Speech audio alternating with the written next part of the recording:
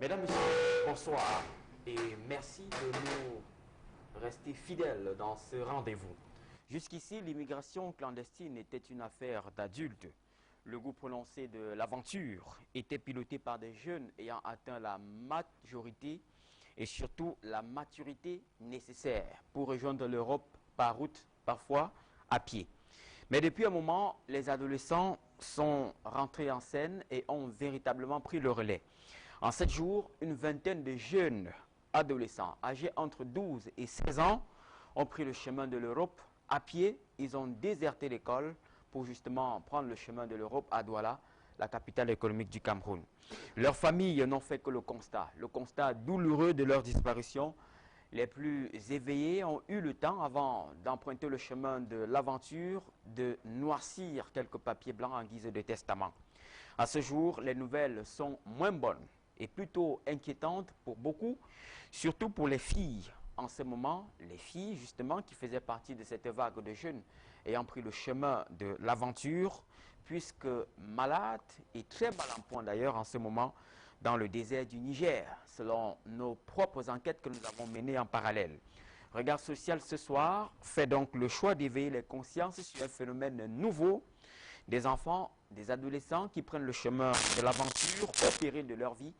Comment comprendre l'entrée en scène de cette nouvelle classe sociale composée pour la plupart des jeunes adolescents? Quelles sont leurs sources de motivation à rejoindre l'Europe à tout prix, à tous les prix, y compris au péril de leur vie? Regard social enquête ce soir avec, bien sûr, des jeunes Camerounais qui viennent fraîchement de l'aventure, disons-le ainsi, qui nous diront un peu plus à travers un récit ce qu'ils ont vécu, comment la vie se structure et se construit sur le chemin de l'Europe. Et ensuite, vous aurez droit à un reportage tout à fait poignant, un reportage exclusif et particulier tourné avec la caméra de M. Samuel Tchoufa sur le drame des familles. Comment les familles vivent-elles cette vague ou ces vagues de départ dans les différents foyers? C'est la question à laquelle nous répondons ce soir dans le cadre du reportage qui vous sera diffusé. Et puis, l'analyse des experts ce soir qui devront intervenir en deuxième partie de cette émission et invité au panel ce soir le professeur Hubert Monondiana, le docteur Aman Lekaïsomba qui est bien sociologue, madame Akono, ancien proviseur et bien sûr le docteur Djengwe Enero qui est psychopathologue. Voilà le panel qui va nous aider à comprendre effectivement ce nouveau phénomène qui évidemment rentre dans les mœurs au Cameroun. A tout de suite. Nous donnons la parole dans un très court instant à nos principaux témoins.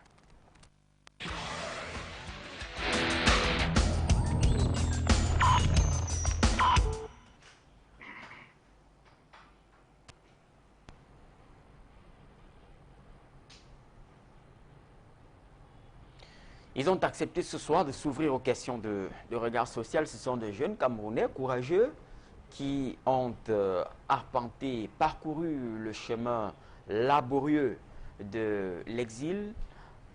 Ils reviennent fraîchement du Maroc, pour le dire ainsi, où ils ont plus d'une fois tenté d'intégrer justement l'Europe à tout prix, à tous les prix, parfois même au prix de leur vie. Et nous les recevons avec beaucoup de plaisir ce soir. Patrice Fanda, je commence par vous. Bonsoir. Bonsoir. Et bienvenue sur le plateau de Regard Social. Merci. Vous revenez fraîchement du Maroc. Oh ouais, ça fait 2 semaines. Ça fait 2 semaines. Ouais. Alors bienvenue. Merci. Qu'est-ce qui a imposé votre retour? Moi, je suis venu parce que je suis en vacances. Alors, je suis venu voir ma famille. Je n'ai pas eu de difficultés en tant que tel. Je ne suis pas là parce que j'ai eu des problèmes, mais le Maroc, ce n'est pas facile. Si je me tiens sur ce plateau pour témoigner, c'est parce que je suis un peu celui qui reçoit un peu des aventuriers au Maroc. J'ai eu la chance de recevoir beaucoup d'aventuriers au Maroc qui viennent pour traverser. Moi aussi, j'allais pour traverser. Après, j'ai compris, il y avait trop de risques et tout. Voilà, je suis là parce que je suis en vacances. Très bien, Patrice. Vous étiez d'ailleurs tenancier d'un snack africain, ouais, qu'on appelle dans le jargon là-bas Nganda. Nganda, ouais. C'est quoi le Nganda? Le Nganda, c'est un peu comme le circuit. Donc, tu prends ton appartement et puis tu le transformes en circuit. tu vas en manger et à boire la bière, l'alcool, parce que on n'a pas... L'alcool, c'est interdit, mais c'est un moyen pour nous de se retrouver entre nous, les Africains. Bon, ça, c'est un Ganda, ça rassemble un peu toutes les nationalités confondues, Ivoiriens, Camerounais, Guinéens et tout autre. Bon, là, c'est où est-ce qu'on essaie de manger un peu africain. Très bien. Alors, merci de nous faire l'honneur d'être là, Patrice. Et vous n'êtes pas seul sur ce plateau. Avec nous également, Étienne Boyoc. C'est bien cela, Étienne Boyoc. Ouais, mais vous êtes connu sous le sobriquet de Tchonkanda. Ah ouais? Tchonkanda qui est en réalité votre nom d'artiste. Tchonkanda, c'est un poisson. Oui, c'est un poisson qui ne cuit pas selon les dictons africains. C'est un poisson qui met long avant de cuire au feu. Voilà pourquoi j'ai choisi ce nom pour faire la comédie avec. Pourquoi Tchonkanda? Quand je me suis lancé dans la comédie, c'est un grand frère à moi qui m'a donné ce nom. Il a dit que mon petit chef là, il s'appelle le professeur Ndiasso. C'est lui qui m'a attribué ce nom, où j'ai jugé bon et j'ai accepté ce nom. En tout cas, vous êtes un garçon téméraire puisque vous êtes allé en aventure en 2012. Ouais. Donc il y a cela exactement 3 ans. Ouais. Vous décidez de partir du Cameroun. Pourquoi? J'ai décidé de partir du Cameroun. Pour moi, c'était la naïveté. Premièrement, quand je décide de partir, je vois ce que je pense. Je dis que j'ai réussi ma vie sans être arrivé où je partais.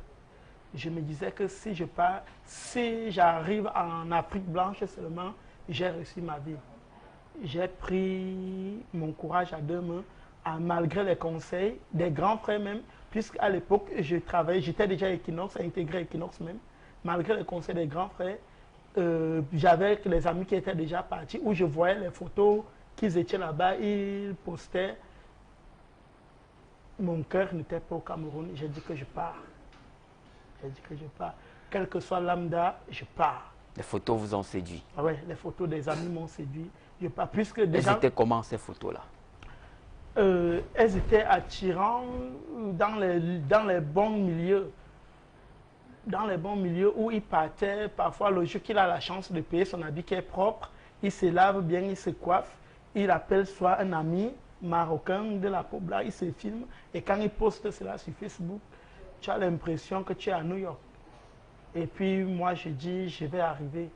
Si lui, et parfois c'était les petits frères, c'est lui que j'étais même plus âgé que lui, que je voyais qu'il est parti, je dis que mais si mon petit frère est arrivé, combien de fois moi aussi je vais arriver? Voilà, à ce moment, il faut des moyens, des ressources financières pour prendre la route. Ouais, j'ai pu réunir, j'ai pu mettre mes moyens en jeu pour avoir les moyens.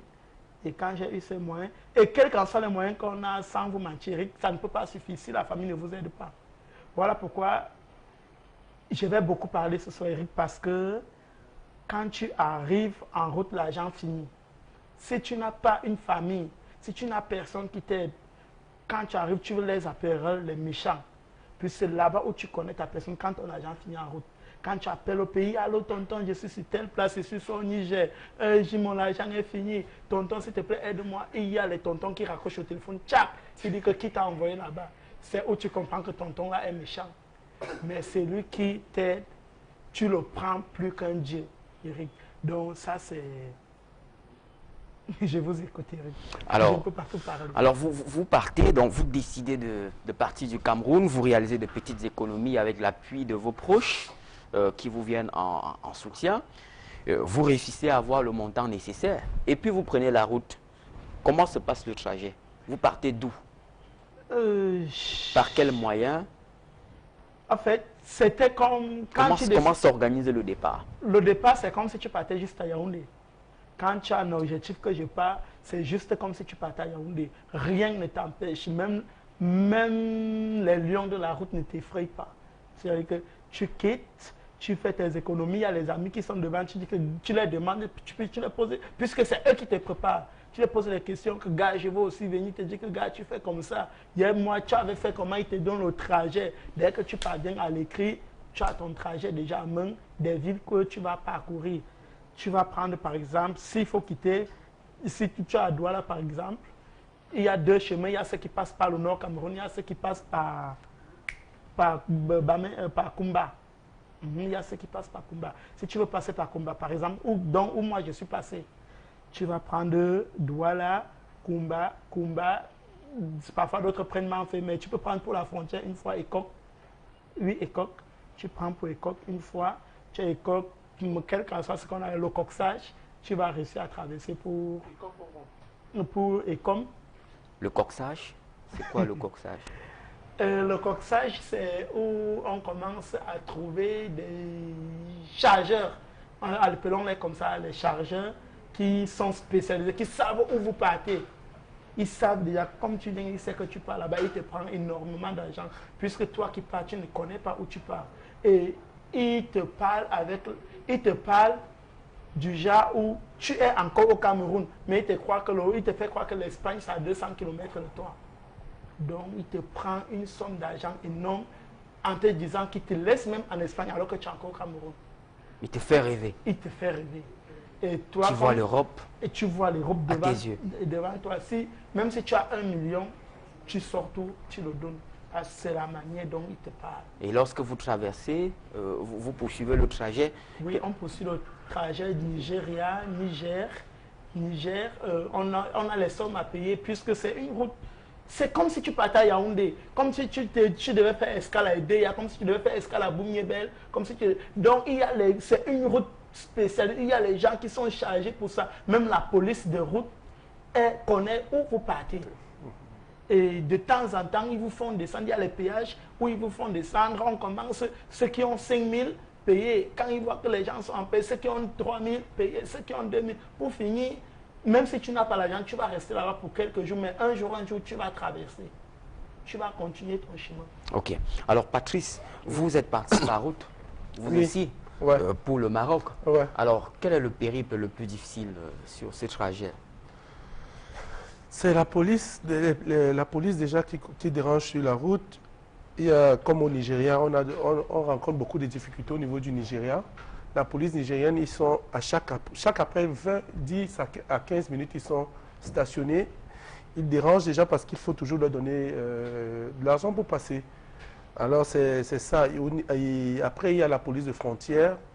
Après la police de frontière, quand tu vas au Niger, tu quittes le Nigeria pour le Niger, il y a la police de frontière. Une fois que tu traverses la police de frontière, il y a aussi des barrières. Mais au Niger, c'est pas compliqué parce que on peut trouver 2 à 3 barrières. Mais au Nigeria, on traverse au moins 20 contrôles de police, ou 30 même. Avant de sortir du Nigeria, tu peux rencontrer 30 contrôles de police où ils te fatiguent même. Mais au Niger, ils sont doux, ils sont un peu compréhensifs. Si tu n'as pas d'argent, ils peuvent te faire asseoir quelques minutes et après ils te disent vas-y.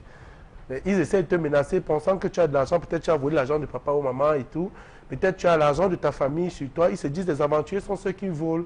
Sont ceux qui ont volé l'argent des parents pour prendre la route. Alors ce n'est pas toi. Parce que quand ils regardent ton âge, ils se disent ah, tu ne peux pas avoir l'argent pour prendre l'aventure. Mais ce qui est sûr que tu as dû faire une bêtise pour prendre la route, ça veut dire que tu peux avoir de l'argent. On te fouille. Ils essaient de fouiller sur des coutures. Ils se disent peut-être tu as fait une couture, tu as mis de l'argent à l'intérieur. On te déshabille, on te met totalement nu.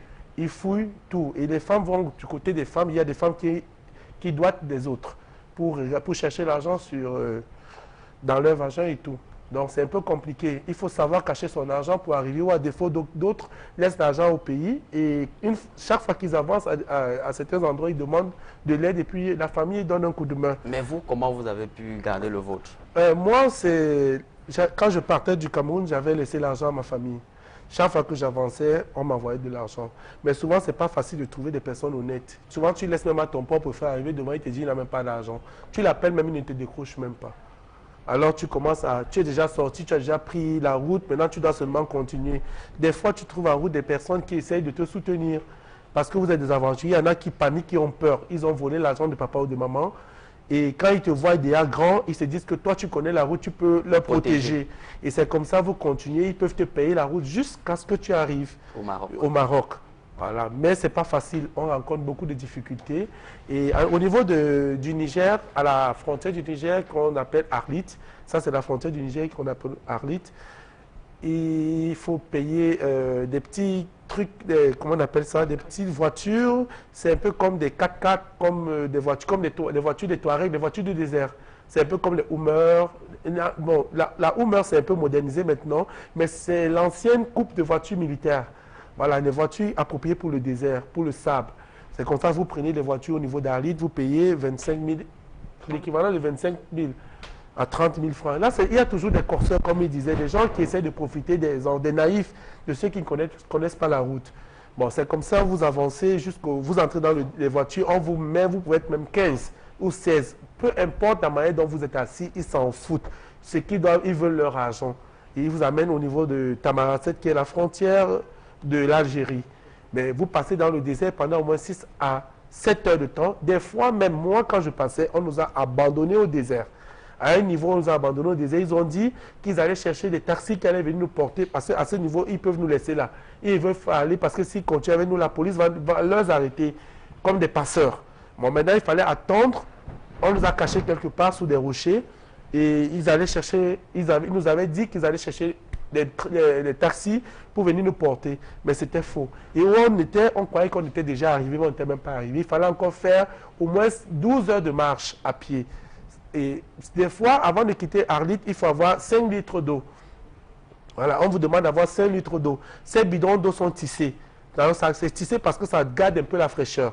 Ils essaient de tisser ça avec des sacs d'arachide, machin. Ça bloque un peu la chaleur pour que l'eau ne chauffe pas. Parce qu'il fait excessivement chaud au désert. Le désert du Sahara, je dis bien. Parce que et pendant que vous êtes dans le désert, vous trouvez des corps, des squelettes, des vêtements. Corps de personnes. Ouais, des vêtements des gens qui sont morts, des squelettes. Bon, tu vois un truc, tu te dis, ah, celui-ci est mort. Tu ne peux plus identifier la personne parce qu'il est mort, déjà séché. Et vous, vous dites quoi? Ah, mais tu es déjà là, tu es obligé de continuer parce que tu es là. Tu as envie de rentrer, mais tu ne peux plus rentrer parce que derrière, on ne t'a pas dit ce que tu allais voir, tu allais trouver devant toi. Mais là, déjà, tu es déjà là, il faut choquer. On appelle ça choquer. C'est à la guerre. Choquer, ça veut dire il faut affronter l'obstacle qui va venir face à toi. Ce qui va venir, va être. Parce qu'à ce moment, ce que tu demandes, c'est à Dieu seulement, Seigneur, aide-moi. C'est un film, c'est à raconter, mais ce n'est même pas la peine. Parce qu'il faut vivre. Il faut vivre ça. Parce que si tu n'as pas vécu ça... Vous avez pu oui, traverser tu traverses parce que c'est Dieu. Il y en a même, il y a des convois, parce qu'on vous allez en convoi. Il y a des convois, pendant que vous êtes même au désert, vous entendez les coups de feu. Il y a des Touaregs, il y a des coupeurs de route qui viennent vous intercepter au niveau du désert et qui tuent les autres qui veulent fouiller, prendre de l'argent et tout. Voilà, il y a des coupeurs de route. Alors, il faut seulement partir. Tu remets-toi entre les mains de Dieu. Non, on n'a pas eu de problème. On a été abandonné. Comment vous avez fait? On a fait la marche à pied. On a fait la marche à pied pendant au moins 12 heures de temps. Et pendant, dans le désert, mon eau était notre eau. Tout le monde n'avait plus d'eau. Il fallait boire de l'eau, on avait soif. On buvait l'eau du chameau. L'eau du chameau, non, les gens qui élèvent des chameaux, qui laissent des chameaux en plein désert, ils mettent des fûts. Il y a de l'eau à l'intérieur du chameau. L'eau du chameau, l'eau en train de boire, le chameau, pas potable. Peut-être il était potable avant, mais là, c'est plus potable parce que le chameau, il boit cette eau. Et alors, tu as soif, tu es obligé de la boire parce qu'en plein désert, il n'y a pas d'eau. Tu as un bidon qui est vide, il faut jeter parce que tout perce. Mais en l'air, même tes vêtements, tu veux jeter.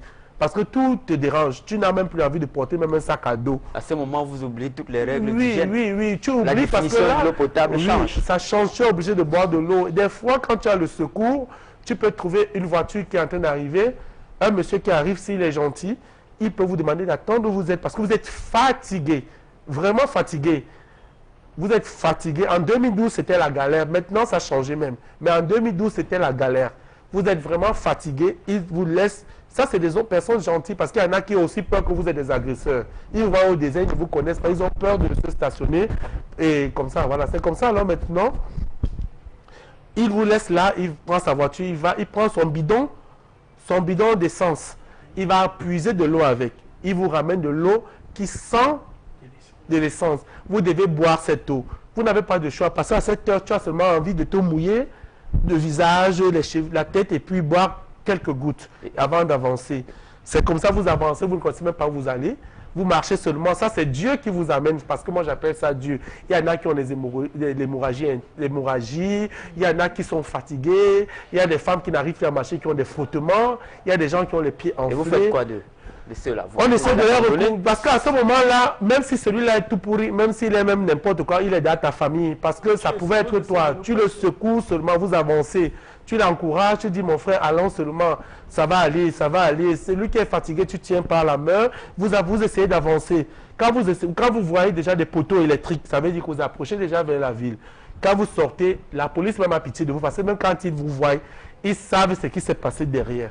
Ils vont essayer de vous menacer, mais ils vont vous faire avancer. Alors, Tronkanda, Ouais. vous avez pu, vous aussi, parcourir ce trajet-là, braver ces obstacles. Ouais. Mais quel a été le moment le plus difficile pour vous lors de ce voyage? Lors de ce voyage, comme il dit, Qu'est-ce qui vous a horrifié? Qu'est-ce qui vous a... je pense que c'était au Maroc. Puisque là, jusqu'à présent, ce qu'on ne fait que dire, là, ça c'est juste un voyage. On n'est même pas encore arrivé où on part. Au Maroc. C'est le Maroc. Quand tu arrives à la frontière de l'Algérie-Maroc, où on appelle Magna, quand vous arrivez, il y a vos communautés qui sont déjà dedans. Il y a le chef qui a vécu là-bas longtemps. Quand vous arrivez, il vous regroupe, il doit vous prendre une somme d'argent énorme. Il doit vous prendre parfois... Pour les hommes, 8 000 dinars qui font presque 52 euros. Voilà, 52 euros, ce qui fait 40 000. Voilà, d'une somme de 40 000. Il vous prend énormément d'argent. Pour vous, parce qu'ils vous disent que vous allez continuer au Maroc. Ils vous mettent de côté. Ceux qui partent au Maroc, ceux qui partent en ville se placent de ce côté. Ceux qui partent en frontière se placent de ce côté. En frontière pour aller en Espagne. En Espagne. Ceux qui partent en forêt se placent de ce côté. Et vous êtes passé de quel côté? Moi, je suis passé, premièrement, je suis passé d'abord de ceux qui partaient en ville. Parce que j'avais peur, je ne connaissais pas où je partais. J'ai dit que bon, je pars en ville. Ils disent que 40 000 francs. Ceux qui partent en frontière, ils donnent 25 000. Quelque chose comme ça. Ils baissent le prix parce qu'ils disent que ceux qui partent en frontière, ils n'ont pas où dormir. Ceux qui partent en ville, ils ont dit, les gens qui sont là-bas, on les attend. C'est comme ça. Les femmes, le prix s'élève encore 100 euros. Ce qui fait 65 000. Qui font 14 000 dinars. Voilà, 14 500 dinars. Le prix s'élève encore. Dinar, ça, c'est la monnaie algérienne. Oui, la monnaie algérienne. Ouais. Et là, maintenant, où on vous amène, c'est où tu comprends que tu n'es plus au Cameroun. On vous amène dans un bunker. Vous savez, les anciennes bases militaires là, où il y a les sous-sols, où on gardait les présidents là. Donc, c'est une base militaire où il y a comme ici, il y a comme le un sous-sol. grand fût. Un fût où il y a juste un entrée, mais dedans, c'est toute une chambre, une grande chambre. Quand tu entres dedans, vous descendez par les escaliers, on vous fait entrer tout le monde là-bas. Quand vous arrivez, ils sont comme des maquisards. Donc, tu arrives, chacun a les cheveux, puisqu'il n'y a même pas moyen de se coiffer. Tout le monde a les cheveux, les habits sales. Quand tu arrives fraîchement du Cameroun, tu veux rentrer, il n'y a plus moyen. C'est là-bas où l'aventure commence vraiment. Ouais, tu veux rentrer, il n'y a plus moyen. Si tu vois même un vol pour le Cameroun, tu vas partir. Ouais. On vous fait descendre dans ce bunker. Dans le bunker, on vous demande tant l'argent.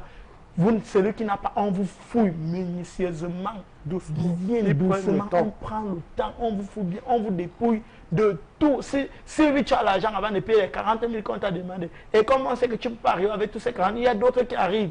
Dès qu'ils arrivent, ils payent.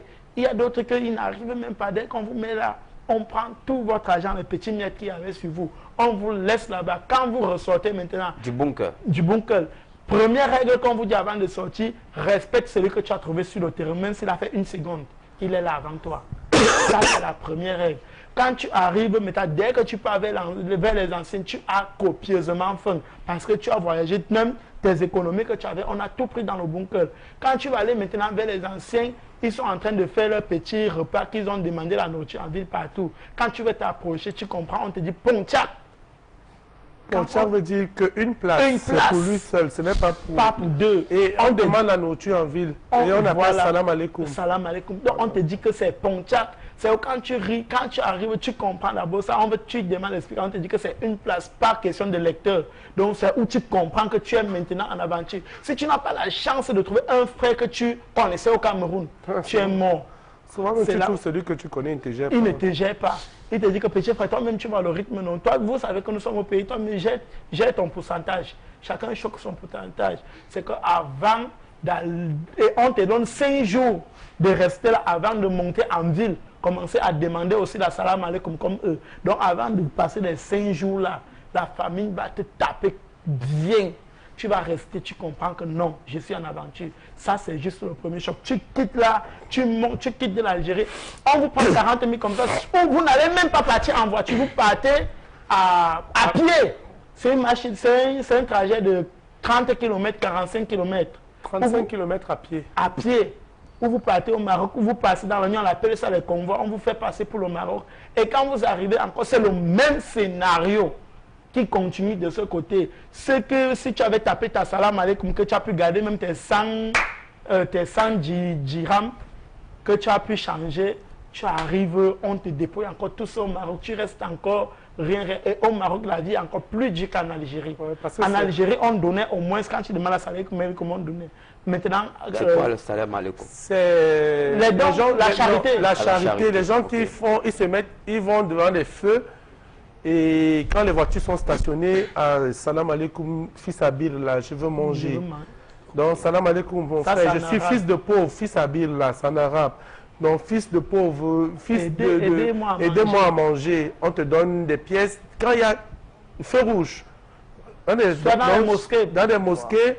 mosquées ou bien dans des cimetières, il faut aller dans des cimetières, commencer à retirer des herbes. Tu ne connais pas la personne, la tombe d'un Marocain, si ses enfants sont debout, c'est toi qui enlèves les herbes, c'est toi qui laves les carreaux. Quand tu termines, ils te donnent quelque chose. Et ils déposent des fleurs. Au Maroc, c'est chaque vendredi. Chez eux, dans les pays maghrébiens, ils ont des jours différents.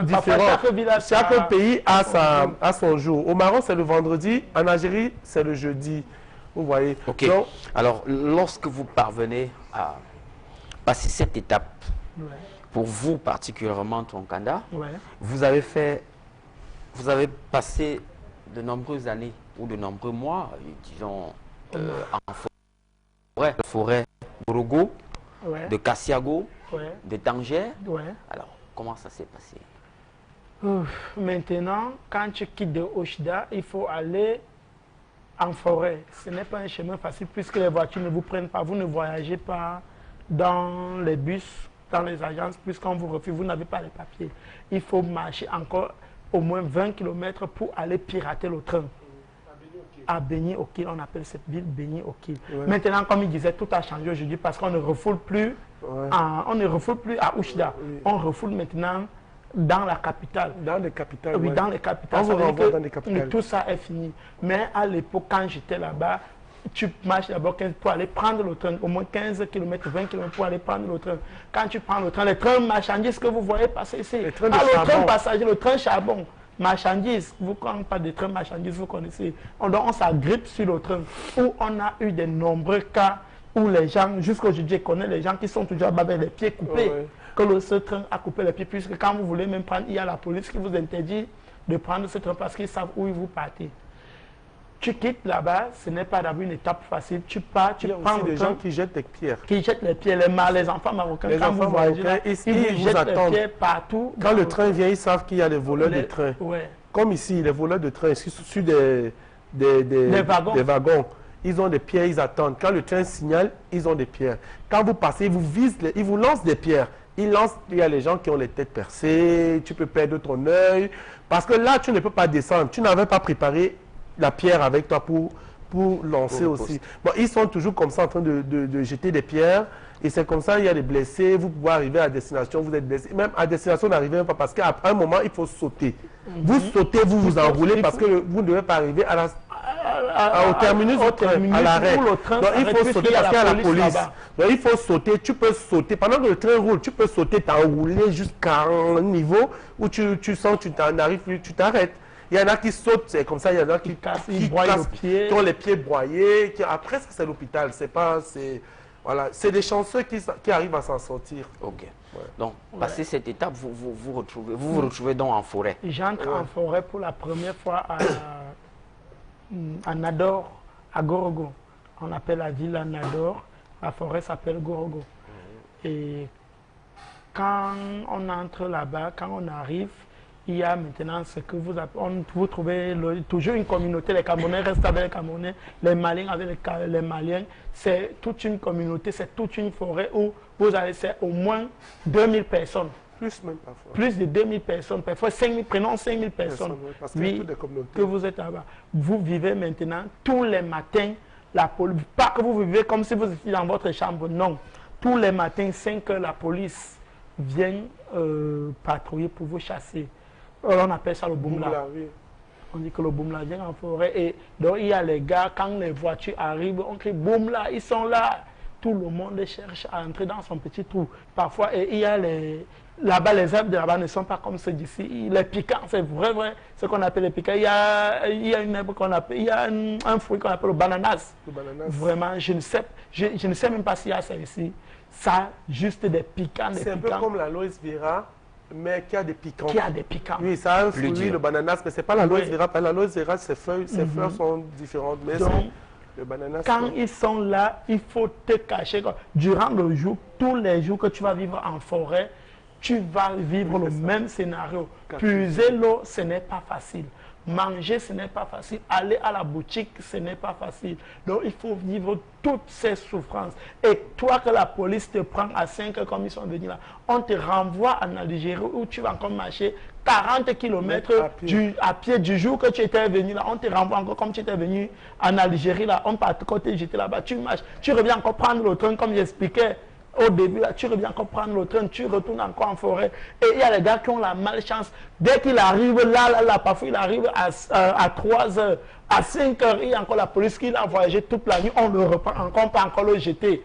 Il y a les gens qui font comme ça, 5 jours, 5 fois, 5 sur 5. Parfois, il se décourage, il dit qu'il n'est pas plus, c'est comme ça qu'il rentre. Et entre-temps, même parfois, tu perds même tes chaussures. Tu te retrouves en train de choquer la frontière, plus de babouche. Plus de babouche, rien. Et là, on va y arriver, à la frontière, dans un très court instant. Mais avec vous aussi, Patrice, mais pour sortir Tchonkanda, Étienne, c'est bien votre prénom, vous avez pu gravir toutes les étapes en forêt au point d'être chef Tchermo. Ah ouais.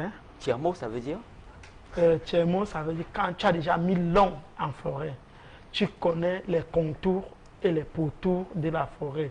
Tu connais les seuils de la barrière.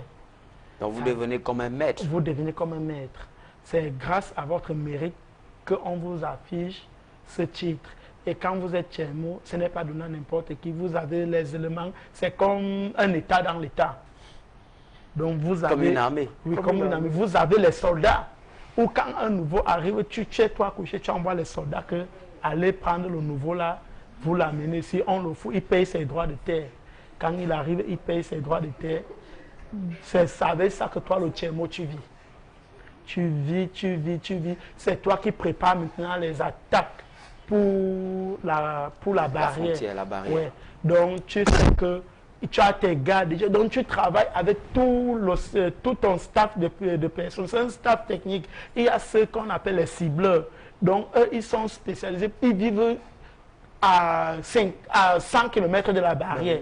Eux, ils vivent à 100 km de la barrière. Donc ils connaissent tous les décalages des militaires. Ils connaissent comment on permute les militaires, le renfort, à l'heure que les renforts se font.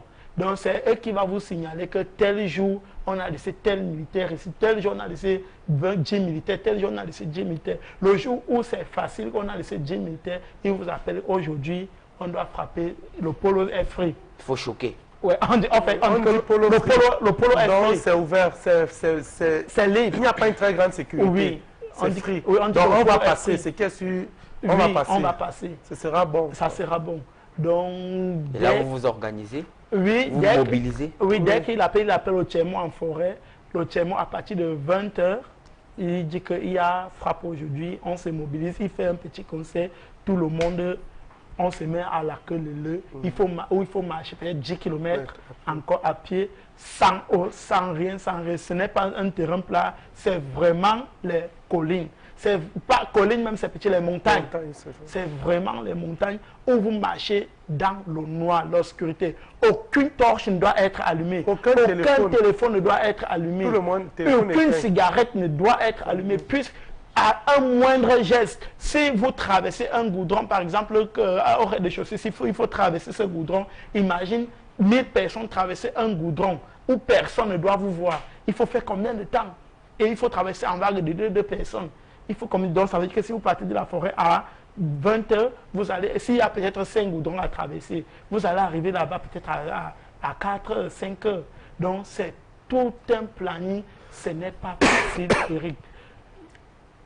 Je parle aujourd'hui, Eric, j'ai à vous dire, mais je ne sais pas si je vais arriver. Puisqu'il a dit, c'est un film. J'ai vécu ce qu'on appelle Delta Force. Très bien. Alors, et vous, Patrice, finalement, ce choc-là, Ouais. à partir de la forêt, vous apercevez les lampes. Oui, en Espagne, vous voyez l'Espagne, ouais. En fait, Oui, là, mais c'est... le rêve commence à être réel. Oui, ça commence à être réel. Dans un temps, tu te dis, ah, je suis déjà arrivé. Ça ne sert à rien de faire demi-tour. Il faut seulement choquer. Voilà. Il faut seulement choquer. Et là, maintenant, on voit, il y a l'autre côté de Tanger. On voit l'Espagne, là, on voit les lumières. Vous êtes sur la montagne, vous voyez les lumières du côté de Mais l'Espagne. comment se passe le choc? Oui, le choc, Qui permet de traverser cette barrière? La barrière, c'est à Nador. C'est à Nador. C'est à Nador, à Gorogo. Voilà, il y a Nador de l'eau, il y a Nador de la barrière, il y a Tanger de l'eau, il y a Tanger de la voiture. Mais vous avez choisi la voie maritime. Moi, j'ai choisi la voie maritime. Parce que je ne peux pas prendre la voiture parce que je suis gros. Alors, les personnes qui vont dans les voitures sont des personnes très minces. Parce que là, on vous plie, on vous met dans une voiture, ouais, comme dans une caisse. Alors, il faut entrer dans la caisse. Des fois, vous entrez dans la caisse, c'est où quand vous traversez des barrières, il y a des chiens des chiens dressés qui détectent qu'il y a des personnes. Et puis la police stoppe la voiture et vous fait sortir de la caisse. D'autres, des fois, des gens meurent. Des femmes enceintes qui vont là-dedans, elles meurent étouffées. Il y a beaucoup de... C'est risqué, mais ça coûte au moins 3 000 € pour faire la traversée avec la voiture. Parce que c'est 15 minutes. C'est très rapide et puis c'est vite fait. Ok. Alors, finalement, sur votre trajet, durant votre trajet, est-ce que vous avez aperçu ou vous apercevez des jeunes enfants? Parce qu'en fait, il y a un nouveau phénomène qui est d'actualité à Douala, des jeunes enfants entre 12 et 16 ans qui prennent le chemin de l'aventure. Est-ce que vous les apercevez? Est-ce que vous pensez qu'à cet âge-là, ces enfants ont des chances oui, Eric, de réaliser leur... moi-même à mon époque, j'ai vu que ceux qui étaient très petits, même 14, 15 ans, j'ai vu. Et pour eux, ce n'est pas facile. Mais quand ils entrent, quand il arrive, premièrement, il n'y a pas à contourner. Quand il arrive déjà là-bas, que tu as 100 ans, tu as 150 ans, tu vas le respecter parce qu'il a bravé les mêmes étapes que toi pour arriver là-bas. Et ces enfants, quand ils arrivent en Espagne, il faut dire, parfois ils sont chanceux, plus que toi, puisqu'ils sont des mineurs. Déjà quand tu parviens à entrer en Espagne, que tu es mineur, ton sort n'est pas comme le majeur. Bon, ça c'est au cas où tu es déjà entré. Mais déjà, en fait, la vie que vous vivez, la même vie, il n'y a pas de différence. Mais si ils quittent du Cameroun pour arriver là-bas, je pense que c'est les mauvais conseillers. C'est les amis qui sont arrivés là-bas, comme je disais au début, ils ont vu les photos de leurs amis postées, ils ont eu le cœur soit dès que papa dépose un peu son argent, il porte, il prend la route. Et arrivé parfois en route, il appelle le papa. Soit c'est le papa qui l'envoie même encore l'argent. On a vu ça. Puisque si le papa dit que comme tu es parti, là, comme son argent est fini, on ne l'envoie rien, il va monter, descendre, il va rentrer. Il va rentrer. Mais parfois, c'est les membres de la famille qui t'envoient. Puisqu'au Niger, il n'y a pas d'argent, il n'y a pas de boulot, il n'y a rien. Mais vous avez pu aller jusqu'en Espagne. Ouais. Vous avez pu, au bout de multiples tentatives de choc, traverser la barrière, et vous vous retrouvez à Madrid. Ouais, j'entre du côté de Melilla. J'entre à Melilla par un choc où ce n'était pas facile. Avant d'arriver à ce choc, j'ai subi vraiment ce qu'on appelle la cassora. J'ai subi où ma famille n'était même pas au courant. J'évitais de le mettre au courant. J'ai marché avec les béquilles au moins pour 3 mois. C'est parce que je n'ai pas apporté des photos. Je devais apporter des photos. J'ai marché avec la tête bandée au moins pour... Ma tête a été bandée au moins pour 1 mois. On a déchiré partout. On a cousu cela à chaud. Ou quand vous partez à la barrière, ceux qui ont la chance de passer passent. Ceux qui ne sont pas passés vont payer les pots cassés. On va vous taper. On vous insulte, on vous dénigre, on vous traite de tout et de rien. On vous rend ridicule. On vous casse les membres, on vous casse les pieds pour que vous ne revenez plus demain. Pourquoi vous êtes revenu au Cameroun? Je suis revenu au Cameroun, moi particulièrement, parce que je subis une déportation du côté de l'Espagne. Voilà pourquoi je suis au Cameroun. J'ai pu braver, il est bien vrai, j'ai souffert, j'ai pu tenter. Un soir, nous sommes partis aussi, j'ai eu la chance de traverser. Je suis allé, je suis entré parmi les là, j'ai fini le camp. J'étais à Madrid. Quand on dit que Madrid, ce n'est pas nos domiciles, on ne loue pas, on vit dans les ONG. Il ne faut pas qu'on parle comme ça. Les gens disent que, et ceux qui nous regardent à la maison disent que non, il était bien, il avait un appartement. Jamais. Ce n'est pas que quand vous finissez, vous quittez du camp des immigrés. Quand vous quittez du camp des immigrés, vous prenez... on vous amène, dès que vous finissez avec votre ambassadeur, on vous amène dans les ONG qui vont vous occuper de vous au moins pour 3 mois. C'est ces ONG-là qui vous délivrent parfois une somme d'argent qui va vous permettre d'aller en France, en Allemagne. Dans le pays que vous de votre choix. Dans le pays où vous... Mais vous fuyez seulement. Ce n'est pas que vous partez, que vous les avez demandé la permission. Vous fuyez et vous partez. Pour dire que comme tu pars là, pour revenir encore en Espagne, pour avoir les papiers, ce n'est pas facile. Quand tu es entré par l'Espagne, là, c'est l'Espagne qui va te délivrer les papiers. Donc il faut vivre en Espagne. Donc comme tu as fui, tu es parti là, c'est une nouvelle vie que tu recommences à 0. Ok. Alors, et vous, Patrice, vous avez failli perdre la vie en pleine mer. Ouais. Parce que votre pirogue a chaviré. Ouais. Le Jack avait chaviré. C'était à Laayoune. À Laayoune. Le grand convoi. Le grand convoi à Laayoune, c'était des pirogues les pirogues qui portent des cartons de poissons fumés là. Les pirogues en bois, c'était même pas l'Audiac. Bon, j'ai essayé plusieurs fois avec l'Audiac, ça n'a pas marché. Mais cette fois, j'ai eu un groupe d'amis qui sont allés du côté de Laayoune. Mais Laayoune, c'est en allant vers la Mauritanie, à la frontière de la Mauritanie et le Maroc. Bon, et là-bas, j'ai un groupe d'amis qui était entré. Ils ont voyagé, ils ont réussi, mais c'était pas facile. C'est un truc de 2-3 jours de voyage dans la mer. Mais le monsieur, les convoyeurs, ils ne disent pas la vérité, ils vous cachent. Ils savent que si vous dites que vous allez faire même 24 heures seulement dans la mer, vous n'allez pas accepter parce que les conditions ne sont pas bonnes. C'est comme ça, mon ami m'appelle, un de mes amis m'appelle, il me dit, ah, il est en Espagne, il est entré. Je vais aussi de l'autre côté, il faut payer 1200 €. On donne les 1200 € et j'intègre le convoi. Et pendant que nous sommes en train de partir, on a chaviré. Heureusement, Dieu merci, on n'était pas très loin, on était encore dans le Maroc, on avait encore le réseau de communication marocaine. Il fallait appeler le secours. On a appelé le secours. Et puis, oui, ils sont venus nous... Mais le côté où nous on était, il n'y avait même pas de marine royale. Donc c'était seulement comme ça. Vraiment, parce que le côté de la Laayoune, c'est venant de la Mauritanie, oui, l'eau est très compliquée parce qu'il y a le détroit de Gibraltar. Alors, au détroit de Gibraltar, vous mourrez même seulement. Il n'y a pas de solution parce que là, c'est comme un tourbillon dans l'eau. À un niveau, ça vous tire seulement vers le détroit. On ne connaissait pas, on s'est aventuré comme ça. Dieu merci, on a chaviré, il n'y a pas eu de mort. Mais il y a eu des blessés, moi aussi j'étais blessé, après ça à l'hôpital. Et ces Marocains qui nous avaient lancé, qui géraient notre convoi, ils nous ont demandé de leur protéger. Arrivé, la police est venue nous poser des questions au niveau de l'hôpital. On a dit que c'était nous-mêmes on a pris notre aventure tout seul. Et c'était comme ça parce qu'on ne voulait pas le mettre dans des problèmes. On s'est dit qu'après, on pouvait encore nous relancer. À quand le prochain départ?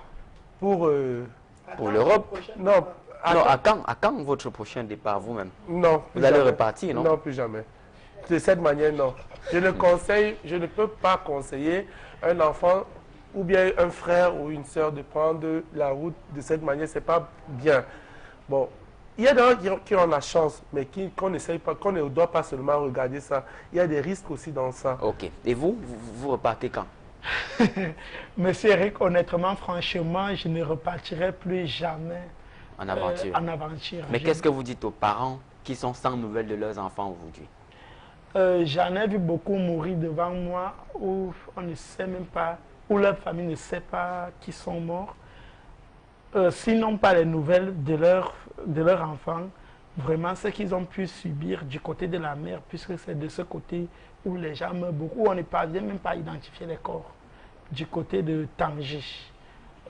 Nado, comme il dit, Nado grand convoi, il y a Nado grand convoi, où il y a les convois qui chavirent, on n'identifie pas les personnes. On ne retrouve même pas les corps. On ne retrouve même pas les corps. Voilà. Ce que je vais dire aux familles qui nous suivent en ce moment, même par rumeur, que votre fils dit qu'il veut prendre l'aventure, dites non, soyez catégorique, refusez, mourrez même pour lui, acceptez cette émulation. S'il y a l'argent, il veut voyager, faites ses papiers, allez légalement, envoyez votre fils légalement. Okay. Moi, je ne conseillerais pas quelqu'un. D'accord. Parole d'un tiers mot. Un chef. Très fâché. Un chef. Alors, merci d'être venu, Tchonkanda, et vous, Patrice. Merci pour ces différents récits. Nous vous proposons maintenant de rester attentifs à ce nouveau palier que nous allons franchir à l'instant. Il s'agit des familles qui sont sans nouvelles de leurs enfants partis en aventure. Et pour la plupart, les adolescents âgés entre 12 et 14 ans qui ont pris le chemin de l'aventure et dont les parents sont sans nouvelles. Ça, je l'ai déjà dit, nous y sommes allés. Nous avons donné la parole à ces familles-là pour voir comment elles vivent cet autre drame. C'était avec la caméra de M. Samuel Tchoufa, le chef opérateur de cette émission. A tout de suite.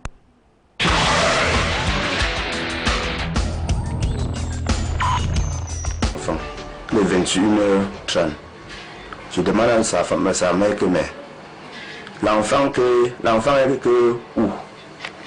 Elle me fait comprendre que l'enfant est sorti de la maison à 19 ans en laissant 2 formats. Quand il rentre à 18h30, il achète 2 formats et dépose sur la chaise. La maman lui demande mais à quoi va te servir les formats? Lui a dit ceci, non, moi je veux travailler avec. Elle m'a dit que ok, il n'y a pas de problème. Entre-temps, la mère entre dans la chambre. Elle ressort, elle ne voit plus l'enfant. Elle reste jusqu'à 21h30. À l'heure où moi je rentre aussi du travail, il était 21h30. Je demande, mais Blake est où? Je me dis que tous les enfants dorment, il n'y a que Blake qui n'est pas encore rentré. 2, 3, 4, 5 jours. Puis des semaines, Blake ne rentrera toujours pas. Sur une table, 2 papiers vierges et un stylo à billes muet, comme si Blake n'a pu faire ses dernières confidences sous le coup de la précipitation. Constat fait, une somme d'argent au montant non révélé a été emportée. Hypothèse plausible, Blake a pris le chemin de l'aventure. On m'a dit qu'il y a un petit derrière la maison qui s'appelle Almé qui sont allés ensemble. Bon, même si je vois ce petit-là en face, je ne peux même pas le connaître. Je suis allé chez eux le jeudi, puisque l'enfant est quitté de la maison familiale le lundi. Le jeudi, je suis allé rencontrer sa maman. Elle m'a dit que depuis ce jour-là, elle-même n'a jamais eu les nouvelles de son fils. Que même étant à la maison, si son fils avait même programmé, fait des trucs comme ça, c'est qu'elle n'était même pas elle au courant. Lorsque je me suis rendu compte que mon petit n'était pas là, j'ai essayé de demander à mes amis du quartier. Ils m'ont fait savoir qu'il y avait certains groupes d'amis qui rêvaient toujours aller en aventure. Et apparemment, ils sont partis avec mon petit frère. Parce qu'ils m'ont fait savoir que le jour qu'ils partaient, l'un d'eux qui est juste derrière le chez moi, il a pris mon petit frère. Ils ont beaucoup discuté ce soir-là. Ils ont discuté plus de 2 heures de temps. Et puis depuis ce moment-là, on n'a plus vu le gars ni mon petit. Et sûrement, ils sont partis ensemble. Partis où? Et sûrement, ils sont partis en aventure, quoi. Récit de son frère aîné, qui ne comprend jusqu'ici toujours pas ce qui a bien pu constituer le déclic psychologique dans l'esprit de son frère, pourtant réputé calme. Pour ça, il ne m'a rien dit. C'est que j'étais au travail avec mon papa au retour du service. Et on voit encore la maman assise au sol aux heures tardives. On demande, elle nous fait savoir que mon petit frère est sorti depuis, on l'attend, on ne le voit pas. Et elle ne sait pas là où il est parti. Mais vous n'aviez pas de soupçons, même par rapport à ses amis qu'il fréquentait au quartier et tout? Non, pour ça, je peux même pas savoir parce que c'est un gars, il ne fréquentait pas trop de délinquants. Il ne fréquentait pas trop de délinquants. Il serait où, d'après vous? Pour moi, je n'ai aucune idée parce qu'ils s'en vont dans une direction inconnue. Je n'ai aucune idée de là où il peut être. Est-ce que ça vous gêne, ça vous dérange? Vraiment, ça me dérange beaucoup. Ça me dérange beaucoup d'y rester. Je ne vois pas mon petit frère. C'est un petit frère que depuis nous sommes tous ensemble. Son cartable est accroché au mur. Son lit a été défait 7 jours après sa disparition, en attendant un éventuel retour. Sa mère a eu le temps de faire le décompte de ses chaussures. Je ne le vois pas. C'est parce que je ne le vois pas. C'est pour ça qui fait j'ai peur. Parce que je ne le vois pas. Si je pouvais au moins entendre seulement sa voix, qu'il est quelque part, je devais un peu me coucher et dormir. Et comme Blake, de nombreux adolescents prennent le chemin de l'aventure. Le premier pas est généralement franchi dans les cybercafés. Ici, ils s'imprègnent des réalités de l'Europe, dessinent l'itinéraire à suivre et contemplent de belles images de leurs prédécesseurs. L'Europe à tout prix commence à dominer l'esprit des adolescents dans nos lycées et collèges, malgré toutes les campagnes de communication sur ces jeunes qui trouvent la mort sur le chemin de l'Europe. C'est à se demander son pesant d'or à qui le tour, puisque de nombreux jeunes manifestent de plus en plus un intérêt poussé, un goût prononcé pour l'aventure, et ça on le voit. Vous avez pu le vivre à travers ce récit réalisé dans une famille dans la capitale économique du Cameroun. Invité au débat ce soir, le professeur Hubert Monondiana. Bonsoir professeur. Bonsoir. Et bienvenue sur le plateau de Regard Social. Merci pour l'invitation, c'est un sujet passionnant. Voilà, merci de nous faire l'honneur d'être là ce soir, professeur. Également avec nous sur le plateau pour un travail de décryptage, le docteur Aman Lekaïsomba. Bonsoir, docteur. Vous êtes sociologue, vous êtes enseignant à la faculté des lettres et sciences humaines de l'université de Yaoundé. Et vous êtes surtout un fils spirituel de Jean-Marc Ella. Tout à fait. Voilà, vous vous reconnaissez et vous l'affirmez avec beaucoup de satisfaction. La seule dame de ce plateau, Madame Akono, bonsoir. Bonsoir Eric. Bienvenue. Merci, bonsoir les téléspectateurs. Très bien. Vous êtes ancien proviseur à la retraite. Oui. Une retraite précoce, je dirais. Ça va, c'est la retraite. Non, mais ce n'est pas la retraite. Comment peut-on vous mettre en retraite alors que vous n'avez pas atteint l'âge qu'il faut? C'est ça le paradoxe. Puisque j'ai assisté à la cérémonie de passation de...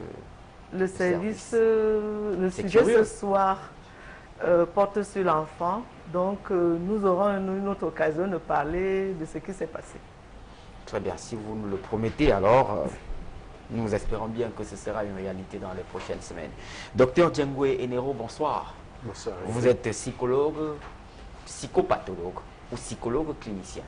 Comme ça. Les deux choses. Et merci pour l'invitation. C'est surtout un honneur de partager un plateau avec le professeur Monondiana. Oui. Très bien. Alors, puisque vous parlez du professeur Monondiana, tout de suite, nous lui donnons la parole. Professeur, jusqu'ici, l'immigration clandestine était menée par des jeunes, des adultes. Aujourd'hui, les adolescents sont rentrés en scène et abandonnent l'école pour aller en aventure, pour aller en Europe. Comment comprendre? Est-ce une émancipation précoce? Ou alors ce qu'on pourrait appeler l'expression, qualifier d'expression de l'échec des structures d'encadrement, que sont la famille, l'école, etc. Oui, je crois que la famille n'a rien à se reprocher parce qu'on a vu la chambre de ce petit garçon. Il y avait les cahiers, les livres, les chaussures, beaucoup de paires de chaussures qui sont là. Vous savez, ça donnait l'impression de quelqu'un qui est mort. Parce que quand quelqu'un est mort, on va voir sa chambre une semaine après, on refait ses choses, on défait, on emballe. C'était triste cette scène-là. Bon, je ne peux non pas dire que c'est l'échec de la famille, des structures. Nous avons un phénomène plus fort que la famille et que les structures d'encadrement, c'est la mondialisation. Nous avons dans la mondialisation, il y a des autoroutes de la mondialisation, il y a des pistes dans la mondialisation, il y a les chemins tortueux, il y a les tempêtes même de la mondialisation qui peuvent engouffrer d'excellents et de braves garçons. Donc, c'est le vent du temps, quoi, si je peux dire. Ce que les pays du Nord, de par les avantages et le confort dont ils font montre sur les médias, finissent par attirer la jeunesse africaine. Mais ce qu'on vient de vivre tout à l'heure, c'est ça qui est étonnant. Les moins de 15 ans qui vont à l'aventure, je n'avais jamais entendu ça. Ça veut dire que nous sommes en train d'atteindre la cote d'alerte. Et il est bon en ce moment-là que les gestionnaires de nos sociétés prennent l'affaire en main pour lutter contre l'immigration clandestine. Et je remercie les deux jeunes gens qui sont passés tout à l'heure parce qu'ils ont achevé leur exposé par des conseils judicieux en disant jamais plus je ne referai ce genre de chemin. Donc, les images qui nous viennent d'Europe, c'est les images de quelques rescapés qui ont réussi. Mais on ne nous montre jamais les images de centaines de gens qui sont engouffrés dans les tempêtes et les chavirements de bateaux. Très bien. On nous montre le bon côté. Et c'est ça que je vais appeler la beauté du diable. On nous montre le bon côté qui attire les gens, mais c'est pour aller les engloutir. Très bien. Donc nous vivons en fait l'influence de la démocratie de l'Internet qui s'exprime par ce qu'on pourrait qualifier du marketing de la réussite. Mais Madame Makono, vous avez, vous comptez beaucoup d'années d'expérience dans l'encadrement des jeunes. Comment les jeunes enfants parviennent aujourd'hui à construire cet idéal-là et à se forger cette nouvelle identité, ce courage de prendre le chemin de l'aventure? Merci Eric. Je vais me permettre de me porter à faux par rapport au professeur Monondiana.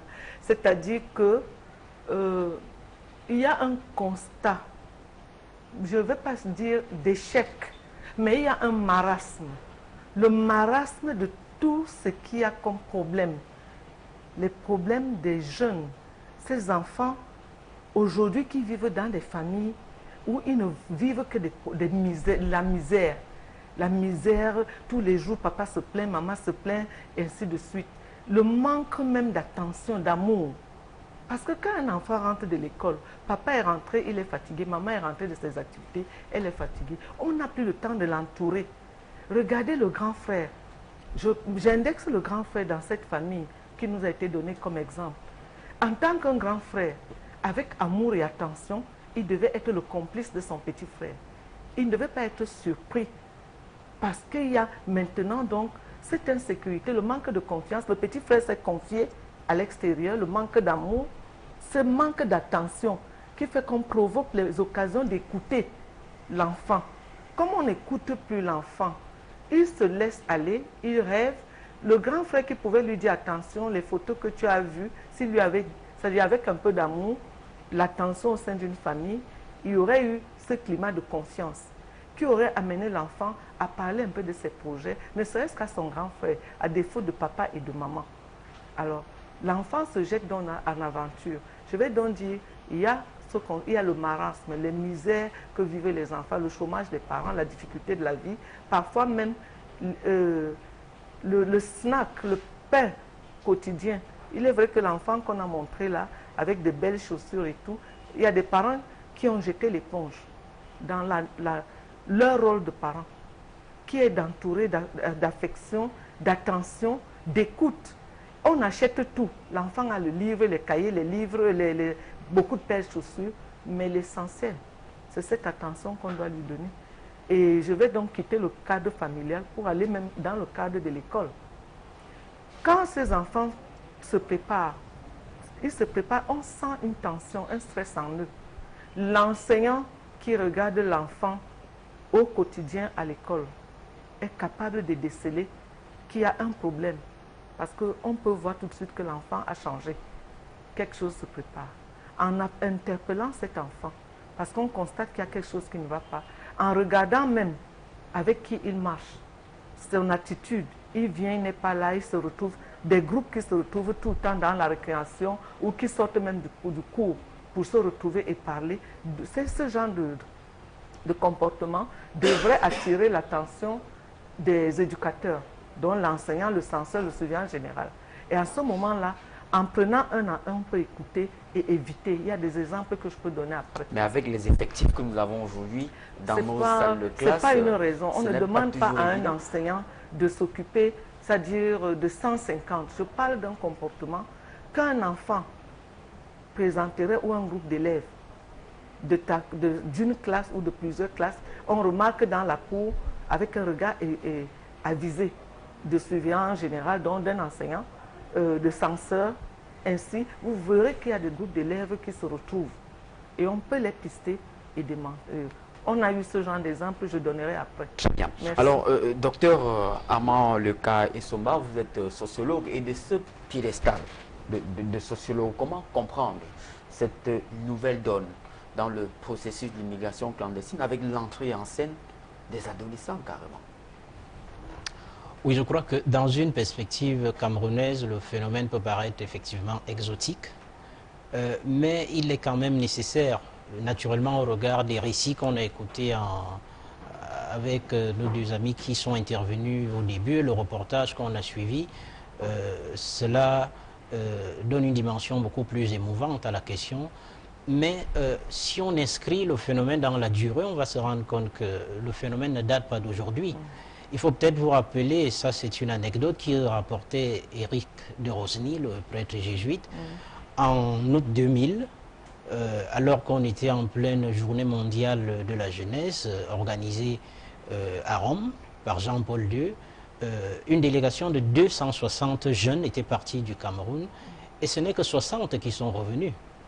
Et face à la consternation de l'Église catholique et de la nervosité des autorités consulaires italiennes, la plupart des familles de ces adolescents, puisque c'était essentiellement des adolescents, des jeunes gens, pour certains qui étaient des mineurs, la plupart des familles avaient approuvé le geste de ces enfants qui avaient donc disparu comme ça en plein cœur de l'Italie et de l'Europe, probablement avec les complicités de leurs familles. Donc, quoi je crois que par-delà les tentatives qui pourraient nous amener à nous auto-victimiser chacun, est-ce que c'est la famille, est-ce que c'est l'école, est-ce que c'est ceci, il y a un phénomène de fond. Je crois que nous subissons une transition culturelle qui a aggravé le désir d'exil et l'obsession de l'ailleurs. En tout cas, lorsqu'on est dans le contexte du Cameroun, il y a eu des vagues où on sait que les problématiques économiques sont déterminantes, mais on sait que la civilisation médiatique et numérique qui a envahi aujourd'hui notre vie quotidienne a aggravé davantage, a élargi le spectre des fantasmes des jeunes gens, et donc ils ont apporté de clics, apporté de claviers, le monde entier avec eux. Et ils vivent des expériences, certes de façon fantasmatique, et parfois ils décident de passer à l'action. Et si vous associez à ça le fait que les structures sociales d'encadrement classiques comme la famille, vous avez évoqué la famille, l'école, bref, toutes ces autorités sont devenues plastiques et donc non pas assez, on n'a plus suffisamment le contrôle sur la plupart de ces adolescents. Et la vieille phrase qu'on a prêtée naguère à Napoléon qui disait que l'éducation d'un enfant commence 20 ans avant sa naissance, aujourd'hui n'a plus aucun sens. Et donc ces enfants grandissent parfois, entretiennent parfois au sein même du domicile familial des rêves et des fantasmes et il arrive pour certains de passer à l'acte, sauf que ils ignorent que parfois le meilleur voyage est celui qu'on n'a pas encore fait. Et comme on l'a appris par ceux qui sont intervenus avant nous, le Sahara, la Méditerranée aujourd'hui sont de plus en plus les grands tombeaux de ces jeunes gens qui meurent parce que effectivement ils veulent faire l'expérience de ce paradis qui leur est présenté chaque jour du fait de la pression médiatique, du fait de la proximité avec la civilisation numérique, etc., etc. Très bien. Alors, docteur Enero Djengwe, dites-nous comment parviennent-ils, ces adolescents-là, à se forger cette identité, à se construire ce nid de courage pour emprunter un chemin qu'on sait périlleux? Bien, Eric, je pense être assez privilégié, justement, pour un sujet comme celui-ci, en ma qualité de clinicien qui est au contact avec l'expérience de la détresse, l'expérience de la souffrance, de l'aventure. Et dans ma propre et très longue expérience européenne, puisque j'alterne encore entre l'Europe et le Cameroun, j'ai, en particulier en Espagne, plus d'une fois rencontré, quelquefois de manière fortuite, mais souvent par référence, des Camerounais, mais d'autres Africains aussi, qui ont traversé, comme on dit, et qui se sont retrouvés de l'autre côté, ce qui n'est que le début d'une autre aventure. Je crois que les témoignages qu'on a eus ici illustrent très bien le fait que même arrivé là-bas, c'est une nouvelle vie qui est caractérisée par l'aventure qui commence. Et cette vie-là, de l'autre côté, est chargée de souvenirs et de traumatismes de la partie antérieure, c'est-à-dire à partir du moment où ils quittent le Cameroun, où ils entreprennent dans les trajectoires qu'ils ont évoquées ici, la traversée jusqu'à la frontière. Ils ont vécu des situations qu'ils ont eux-mêmes considérées comme difficiles à raconter. Il faut le vivre. Il faudrait un film et non pas une histoire qu'ils racontent. Mais c'est particulièrement traumatique. Et donc, pour moi, en tant que clinicien, je me dis que une personne, quelle qu'elle soit, adolescente, adulte, pour qu'elle soit capable de déployer une énergie comme celle-là, pour organiser, structurer, élaborer un plan et braver tous les périls de la traversée et continuer l'aventure comme ils le font là-bas en Europe, ben, il faut particulièrement que cette personne soit une personne intelligente. Il faut que ce soit une personne talentueuse, créative, courageuse, téméraire. Donc ce sont des personnes de qualité. Et donc je tombe d'admiration devant toutes ces personnes. Le problème, maintenant, c'est que comment des personnes aussi intelligentes, courageuses, talentueuses, créatives, n'ont pas l'opportunité dans leur propre pays de faire valoir, n'est-ce pas, tout ce talent et toutes ces ressources. Et c'est ça qui devient inquiétant et pathétique. Et dans le contact que j'ai avec ces personnes, à la fois là-bas, mais aussi ici dans ma consultation, parce que ceux qui sont rapatriés, il y en a qui reviennent de force, n'est-ce pas, et souvent, avec le traumatisme, font l'objet d'une prise en charge, d'une consultation de psychologie clinique, de psychopathologie. Donc en santé mentale, ils ont des trajectoires. Donc, ces personnes-là, peut-être qu'ici on n'a pas la chance de disposer d'éléments probants, scientifiques, statistiques, pour montrer jusqu'à quel point c'est pertinent, mais j'ai relevé 3 caractéristiques. Chez ces personnes, il y a 3 convictions fortes.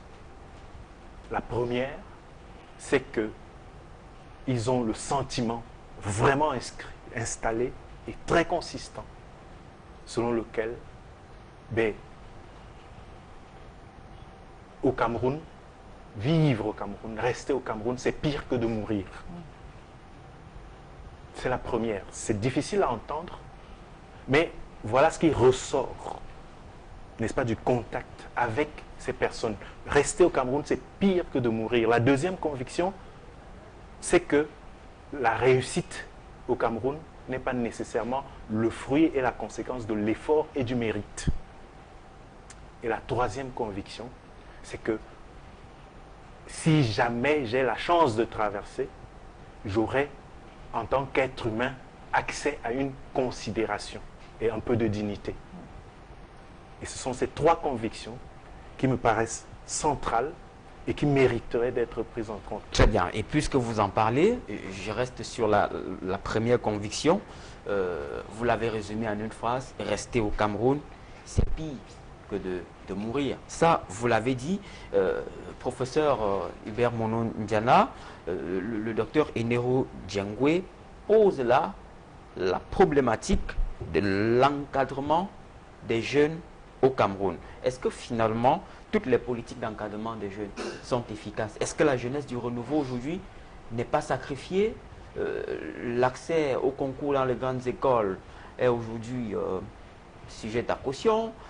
L'accès à l'emploi reste un problème. Une jeunesse qui constitue plus de 60% de la population, avec plus de la moitié sans emploi, est-ce qu'elle n'est pas sacrifiée finalement? Je pense que sacrifier, c'est un mot un peu fort.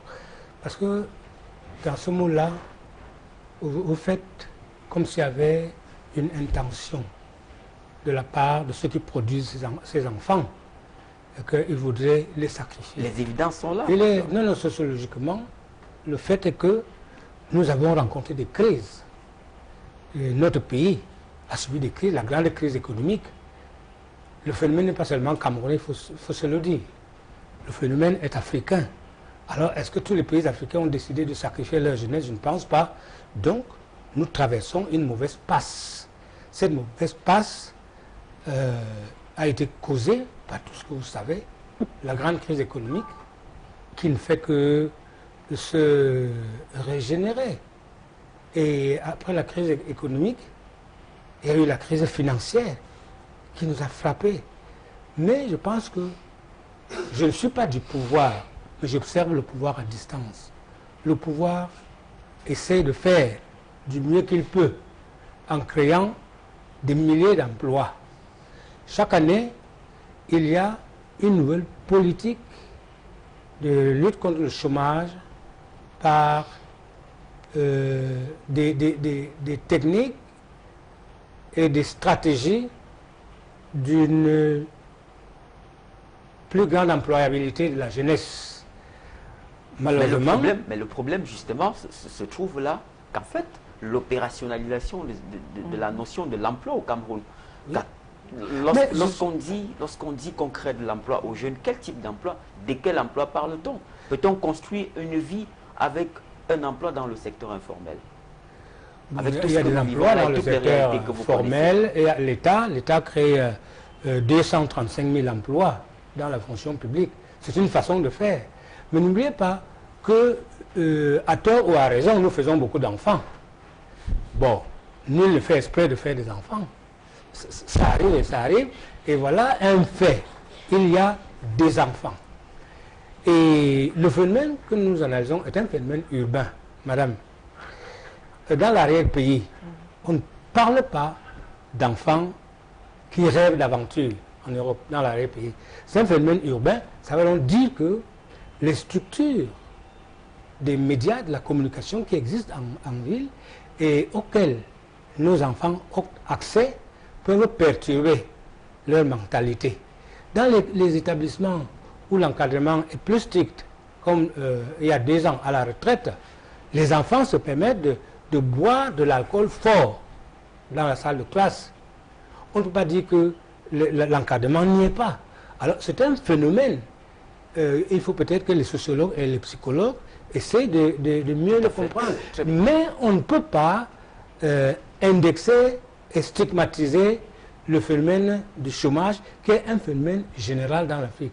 Le phénomène de l'immigration clandestine est un phénomène général. C'est une mode aussi, une mauvaise mode. Partout, il y a des films, Paris à tout prix, voir Paris et mourir. Il y avait pourtant, vous avez utilisé l'expression tout à l'heure, chemin de l'Europe. Ça me rappelle le livre de Yono Ferdinand, Chemin d'Europe. Chemin d'Europe décrit l'aventure d'un enfant qui était préparé par toute la famille pour aller faire des études en Europe. Et Yono Ferdinand, en ce moment, raconte les difficultés d'adaptation. Mais là, c'est une immigration positive. Nous avons affaire aujourd'hui à une migration négative qui nous concerne, nous tous, et surtout les enfants de la ville. Très bien. À propos, attendez, à propos de l'encadrement, madame, dans la ville, dans l'établissement de l'arrière-pays, les effectifs sont un peu contrôlés, abordables. Mais quand vous avez une classe de 180 élèves, et vous demandez au maître de suivre et d'encadrer 180 élèves, moralement, d'abord qu'au plan technique, il ne peut pas corriger 180 dissertations 2 fois par mois. Parce qu'une dissertation, il faut au moins 4 pages. Alors, 4 pages fois 180, nous tombons sur 600 pages. Conclusion? Conclusion, les effectifs sont tels que même le travail académique, pédagogique n'est pas bien fait. Et combien de fois le travail moral, c'est-à-dire suivre les déviations des élèves. Donc pour moi, nous devons réfléchir sur les moyens de rendre notre pays plus attractif. Je ne disculpe pas les structures d'encadrement, mais je dis que le phénomène du chômage n'est pas seulement camerounais. L'effort qu'il y a à faire est de décupler les moyens et les stratégies pour rendre notre pays aussi attractif que les pays d'Europe. Ce qui n'est manifestement ou visiblement pas le cas. Là, nous sommes d'accord. Posons-nous de vraies questions, professeur. Avec vous, docteur Armand Leca, posons-nous de vraies questions. Dans un pays où le mérite est noyé dans des concepts politiques qu'on ne comprend pas toujours, le dernier en date, le concours d'entrée à l'ERIC, le mérite est aujourd'hui noyé dans ce qu'on pourrait appeler la politique de l'équilibre régional, où la jeunesse qui constitue la majorité de la population, avec plus de 60%, se retrouve avec plus de la moitié au chômage, sans emploi, avec des emplois parfois précaires. Est-ce une jeunesse sacrifiée? Est-ce que c'est des causes négligeables? Disons que j'hésite moi-même à utiliser la terminologie sacrificielle, mais je ne nie pas que, effectivement, les générations à travers lesquelles, ou alors qui font l'expérience de ce que nous vivons aujourd'hui, on les a appelées les générations de la crise. Et les générations de la crise sont la plupart de ces jeunes gens qui arrivent à la maturité sociale et croisent devant eux un contexte de précarité incroyable. Au plan économique, la récession économique, l'épidémie du sida, etc., etc. Et ceci va donc alimenter, un peu comme le disait notre collègue, va alimenter pratiquement 3 types d'obsessions. Parce que nous sommes dans un contexte où, en même temps, l'État est incapable structurellement d'offrir à la plupart de ces jeunes gens les espaces d'insertion qui ont été jusque-là fantasmés. Donc les 3 obsessions qui vont alimenter ces gens, d'abord c'est cette obsession de l'ailleurs. Parce que la perception dominante est que ici au Cameroun, parfois ici en Afrique, la porte de l'avenir est bloquée. Et comme la porte de l'avenir est bloquée ici, il faut partir. Partir donc ailleurs parce que ailleurs représenterait le paradis. Deuxième obsession, c'est l'obsession, et c'est paradoxal, l'obsession de l'entrisme. Il faut à tout prix entrer dans le système parce que le système que personne ne définit mais que chacun semble connaître sur quoi il repose et qui au fond représente un peu la fonction publique, etc., etc. Donc tout le monde veut entrer dans le système. Et tout cela va contribuer donc à appauvrir nos capacités d'imagination et va faire en sorte que beaucoup de gens, beaucoup de jeunes gens notamment, et si vous voyez des exemples sont tellement criards. Un concours de la police, on veut 75 places, vous apprenez qu'il y a 5000 jeunes gens, tout le monde veut être commissaire, tout le monde veut être administrateur civil, etc. etc. La troisième obsession que cette génération va développer, ce sera l'obsession du gain à tout prix. L'argent étant rare, il faut le gagner à tout prix, par tous les moyens. Vivre heureux, mourir jeune, ce sera cette conception magique de la réussite qui va émerger, précisément du fait que les règles de la mobilité sociale ne sont plus suffisamment transparentes. La perception dominante est que dans ce contexte de précarité, tout succès social est suspect. Et que derrière chaque succès, au fond, se cache une histoire louche. Il y a toujours quelqu'un qui doit être derrière l'autre, etc., etc. Donc, toutes ces conditions, en fait, peuvent être définies comme, disons, traduisant, je vous rejoins de ce point de vue, l'absence de ce que moi j'appelle les politiques de l'hospitalité, par-delà les problématiques spécifiques du chômage. C'est-à-dire que pour moi, les politiques d'hospitalité, ou alors l'hospitalité en général, ne doit pas être réduit à un slogan ethnologique, parce qu'on pousse des youyous à la vue d'un étranger ou d'un autre qui est de passage. L'hospitalité, c'est créer des conditions ici pour que chacun considère le chez-soi comme sa demeure. Or, pour l'instant, le désir d'exil est tellement ancré en nous, en chacun, et même Les gens vont garder leur argent ailleurs, chacun rêve de partir, tout le monde rêve de partir. Si vous interrogez les sites internet que les gens, même ceux qui sont sur place, visitent essentiellement, le rêve de chacun est de partir d'ici. Et donc, l'absence de ces politiques d'hospitalité, effectivement, renforce davantage ce sentiment que ici, sur place, nous n'avons pas la possibilité d'exprimer de façon optimale nos compétences et nos ressources. Madame Akono, qu'est-ce qui manque donc? Ce qui manque, Eric, ma petite analyse d'éducateur, c'est que ici, là, l'adolescent et le phénomène de l'immigration clandestine. Peut-être parce qu'on a dit immigration, donc on pense à l'extérieur. Et les exemples qu'on nous a donnés, les expériences, c'est aller à l'extérieur. Mais si on ramène ce désir de s'exiler, de partir, on peut le ramener dans le contexte purement camerounais. Le professeur a parlé tout à l'heure de l'arrière-pays où les classes sont moins bondées. Mais on remarque toujours ce phénomène, le désir de partir. Ils partent de l'arrière-pays pour venir dans les villes, changer de région. À l'intérieur même de la ville, ils veulent changer d'établissement scolaire. Peut-être parce qu'on ne trouve plus sa satisfaction. Donc moi je dis, l'enfant se sent de manière générale désormais dans l'insécurité. Dans la cellule familiale, le B.A.-ba des responsabilités des parents, il ne trouve plus sa satisfaction à ce niveau. Dans la cellule scolaire, il ne trouve plus ses attentes, ne sont plus. Parce que là, un enfant qui s'est heurté plusieurs fois à un examen et qui n'a jamais passé, or on recrute sur la base des diplômes. Il se retrouve à 20 ans sans probatoire. Quand on va lancer un concours, qu'est-ce que nous faisons donc pour résorber? Et c'est eux qui sont les plus nombreux. Ceux-là qui n'arrivent même pas à avoir passé un diplôme, quelles sont les structures que nous mettons en place pour que ceux-là puissent être réorganisés, ne serait-ce que vers les talents? Donc, identification des talents des enfants, les compétences. Ils ont des compétences physiques, intellectuelles. Comme disait docteur tout à l'heure, il disait que ces enfants sont extrêmement intelligents.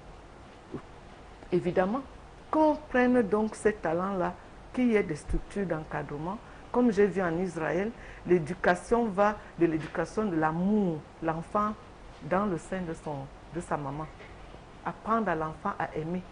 Et on appelle ce programme-là Early Childhood as Agent of Development.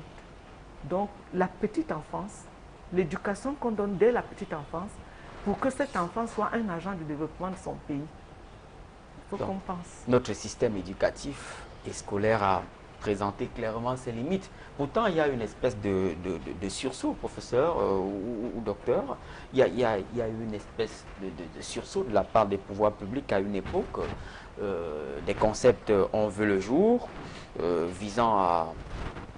qui se structurait essentiellement autour de la mise sur pied des outils de financement des projets pour les jeunes, le PIACI, le PIAGEU, etc.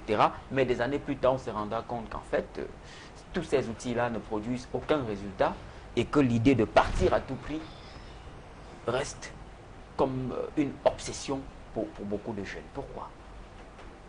Eric, je crois que je suis assez mal placé pour répondre à cette question. Je suis ignorant de tous ces concepts, de toutes ces mesures, de tous ces programmes, mais le constat sur le terrain est suffisamment éloquent pour traduire l'inhospitalité. Et là, j'achète bien volontiers le concept proposé par notre expert sociologue tout à l'heure par rapport aux politiques de l'hospitalité, n'est-ce pas?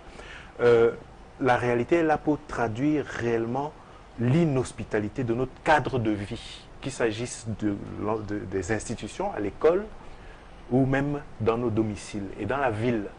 Et la notion maintenant de rêve et d'identité que vous avez évoquée tout à l'heure part aussi de ce que l'endroit où on se trouve, là où on est installé, si on n'éprouve pas dans ce cadre-là le confort suffisant, mais de manière très naturelle, on a envie de s'en défaire, de sortir, de partir de cet endroit. Et ça, c'est quelque chose d'instinctif, c'est animal. Et donc, il n'y a aucun animal, aucun, à part éventuellement peut-être les cochons, par exemple, qui se complaisent dans leur des productions fécales. Mais l'être humain n'est pas fabriqué pour prendre ses aises dans un cadre inhospitalier. Or, regardez un peu le reportage dans la famille et la photographie de ce jeune qui est parti, l'adolescent. Il y a une photo et si vous vous fixez bien sur cette photo, vous allez voir l'arrière-plan de la photo. Ce n'est pas le jeune qui est en question, c'est l'arrière-plan de la photo. L'arrière-plan de la photo, c'est un paysage. Et c'est un paysage qui n'existe pas au Cameroun. Et si vous faites le tour de nos villes à l'occasion des fêtes de fin d'année, fêtes de la jeunesse, etc., vous allez voir des mini-studios photos qui s'installent de manière provisoire sur nos trottoirs, un peu comme sur votre plateau, là, ce qu'il y a derrière vous, l'arrière-plan, c'est joli, mais ça n'existe pas au Cameroun. Vous voyez? Donc notre cadre de vie réel n'est pas un cadre confortable. On est obligé d'imaginer et de se projeter dans quelque chose de plus agréable, de plus attractif, plus séduisant. Et il se trouve, malheureusement, qu'il existe des pays où ces images-là ne sont pas virtuelles. Ces images-là sont réelles. Et on est attiré par ça. On a envie de s'y installer, de le vivre, de le palper réellement. Qu'est-ce qui empêche, Eric, que les autorités de la gestion de nos mairies, de nos communautés urbaines, aménagent des espaces de confort, de tranquillité, de bien-être collectif, tels que, on s'y trouve aussi à l'aise qu'on pourrait s'y trouver dans un parc à Londres ou je ne sais où. Qu'est-ce qui empêche qu'il y ait des toilettes? Je ne sais pas si à Equinox il y a des toilettes là maintenant. Si mais on bien devait, sûr, professeur. permettez, docteur. à l'université, il n'y a pas de toilettes. Je vais le vérifier tout de suite. Dans nos institutions, dans un ministère, vous voyez, ça, c'est la politique de l'inhospitalité. C'est ça qui domine. Et c'est l'exception. Quand on trouve un endroit où on est à l'aise, enfin, on pourrait même croire qu'on n'est pas au Cameroun. C'est l'inverse qui devrait être évident. Professeur? Oui, moi je pense que nous sommes en train de pécher par trop de pessimisme. Parce que nous voulons prendre un exemple et nous mettre à le généraliser. On vous a montré des enfants qui voulaient voyager pour aller en Europe. Mais vous n'avez pas montré des exemples d'un succès social extraordinaire de jeunes gens qui, après avoir suivi le système éducatif camerounais, qui est le système de LMD, où l'on fait des enseignements professionnalisants, où l'on apprend aux jeunes gens à créer des emplois et à s'auto-employer, on ne montre pas ces exemples-là ici. Et c'est très attrayant. C'est le train qui arrive à l'heure. C'est très attrayant. C'est normal. Donc, il y a des exemples. Bon, ce cas est très poignant. Mais on ne doit pas généraliser et dire que toute la jeunesse... Le jeune homme qui parle, le jeune homme, il n'a pas encore l'âge d'être désespéré de son pays. C'est un teenager de 14 ans. Cet enfant n'a pas encore la conscience d'affronter une vie difficile. C'est un mouvement. C'est un mouvement, mais ne façons pas des exemples positifs d'une jeunesse qui s'installe dans son pays et qui emploie d'autres jeunes. Ces jeunes n'ont pas envie de sortir. Mais pouvez-vous, de ce plateau, pouvez-vous regarder la jeunesse dans les yeux au Cameroun et leur dire il n'y a aucune raison pour vous de vous plaindre? Il y a des raisons de se plaindre dans ce pays. Mais ce n'est pas une raison pour sortir. On n'abandonne pas son pays. C'est l'éducation patriotique peut-être qui manque. Ce n'est pas parce qu'il y a des difficultés qu'ils vont jouer les téméraires en se jetant dans une des mers turbulentes, en approchant des forêts épineuses et des montagnes difficiles à gravir. Ils vont montrer la témérité là-bas et il y a des occasions d'être téméraire, n'est-ce pas, localement. Il faut éduquer la jeunesse. Éducation. En lui apprenant qu'il y a des difficultés dans la vie et même dans son propre pays et que ce n'est pas une raison. Madame, vous avez vécu l'expérience d'Israël. J'ai vécu moi l'expérience coréenne. On apprend le patriotisme aux jeunes enfants et non pas à fuir de la première occasion. Donc nous autres éducateurs adultes, on ne peut pas encourager ce phénomène en disant que ces jeunes fuyards ont raison. Non, pas du tout. Donc voilà mon problème, c'est que ne généralisons pas, reconnaissons ce qui est positif dans l'emploi des jeunes. Et ce n'est pas le plein emploi, c'est vrai. Mais les stratégies qui sont mises en place, et le chef d'État l'a rappelé à la fête de la jeunesse, à encourager le secteur privé à employer la jeunesse camerounaise, et ceci donner l'espoir d'un plein emploi dans le futur. Et puis attention, nous sommes en train de vouloir résoudre un problème ici, en amont. Essayez aussi de le résoudre en aval. S'il y a beaucoup de chômeurs, il faut limiter le problème en amont. Développer des politiques de natalité responsables. Parce que vous ne pouvez pas dire qu'il y a beaucoup de chômeurs parce qu'il y a beaucoup d'enfants qui sont nés. Alors, maintenant, il ne faut pas les tuer pour qu'il n'y ait pas de chômage. Mais il faut maintenant limiter pour que dans 20 ans, 30 ans, il n'y ait pas beaucoup d'enfants qui chôment dans les rues. Voilà ce qu'une politique responsable de natalité doit faire. Docteur Aman Leca. Oui, je voulais juste avoir une petite réserve, quant à l'idée, au fond, malthusienne, selon laquelle le nombre d'enfants serait la cause principale des difficultés qu'on rencontrerait.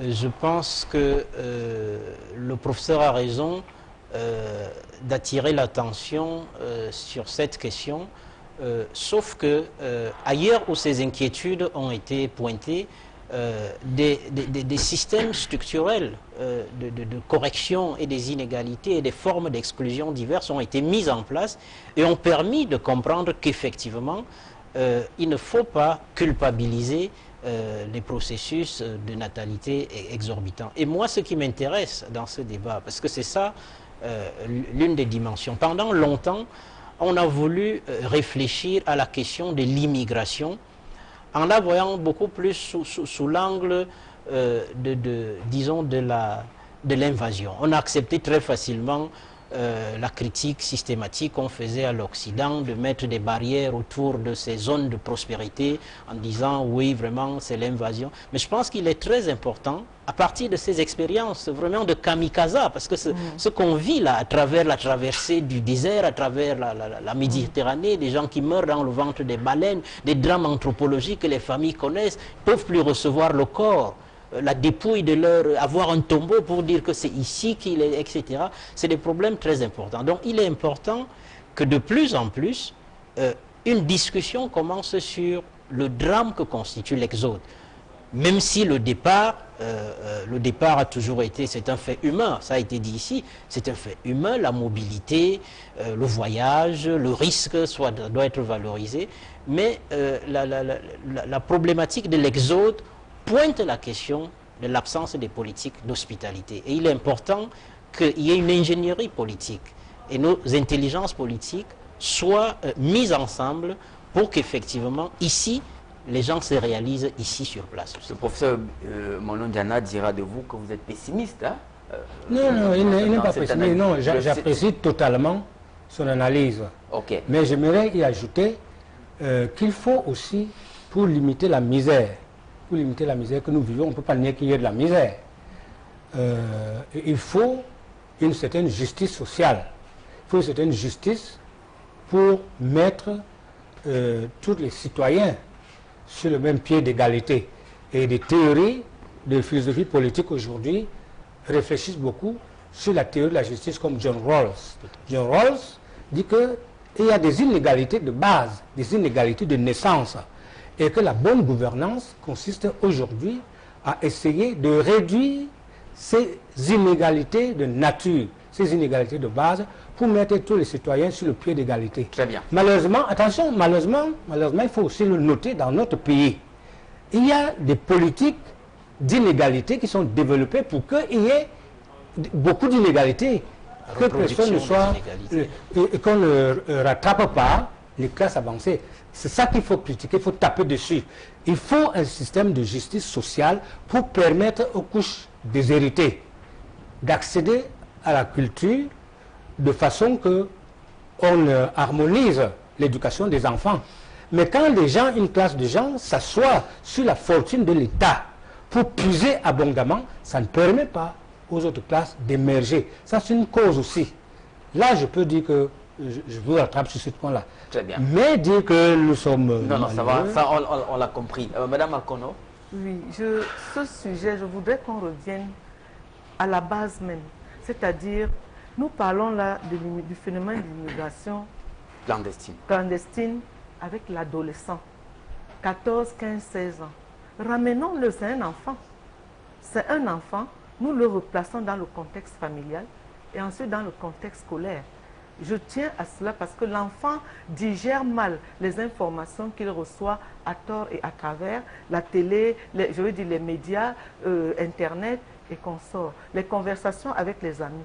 Si dans la famille, il y a encore ce repère où il se sent en sécurité, comme j'ai dit tout à l'heure, donc dans le confort, il se sent à l'aise dans sa famille parce qu'il est aimé, il a cet amour, il aura plus confiance et il va parler de ses petits projets et il va même commenter tout ce qu'il va voir sur Internet et ce sera l'occasion pour les parents, les grands frères de pouvoir lui donner la bonne information. Mais vous êtes éducatrice. Est-ce que l'école, telle qu'elle va, telle qu'on la vit aujourd'hui, telle qu'elle est implémentée au Cameroun, reste un cadre idéal de formation et d'encadrement de la jeunesse? Est-ce qu'à partir du système qui est implémenté jusqu'ici, on peut réussir cet objectif-là? Avez-vous les moyens? On peut le réussir, peut-être pas à un pourcentage élevé. Je prends 2 cas d'école. Nous avons des expériences vécues. Voilà un enfant qui s'est pendu, il avait 14 ans, élève dans un lycée, très grand lycée de la place, à la suite du match Cameroun-Ghana. Et son grand frère chez qui il habitait était un enseignant. Et on trouve son corps suspendu à la fin du match. Donc, et il laisse son petit mot, oui, parce que je suis en colère, le Cameroun a été battu par le Ghana. Et qu'est-ce qu'il fait? La police vient prendre tout le monde parce que c'est incompréhensible. Et qu'est-ce qui a aidé l'enquête?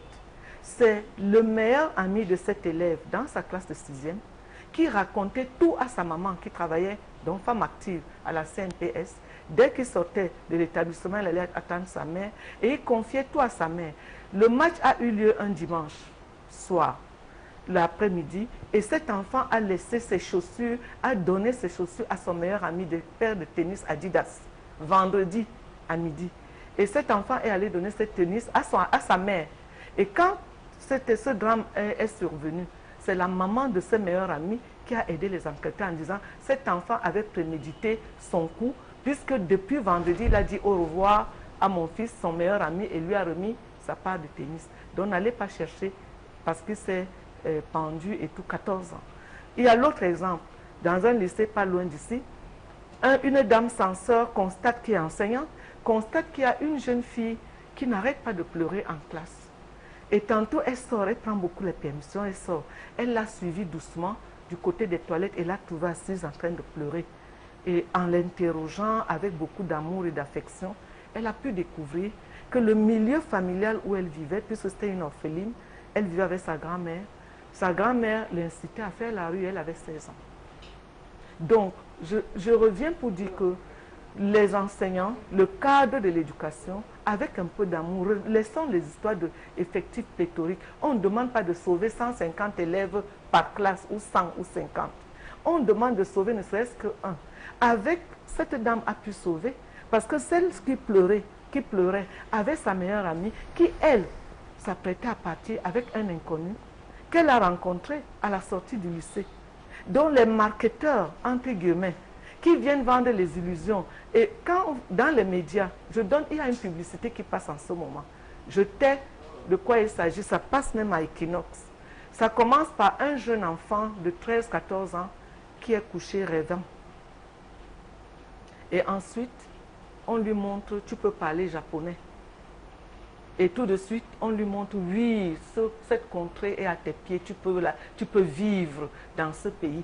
L'enfant qui était couché, l'autre qui a son âge, qui voit cette publicité, il digère ça comment? C'est-à-dire que pour parler japonais, je dois partir dans ce pays de rêve.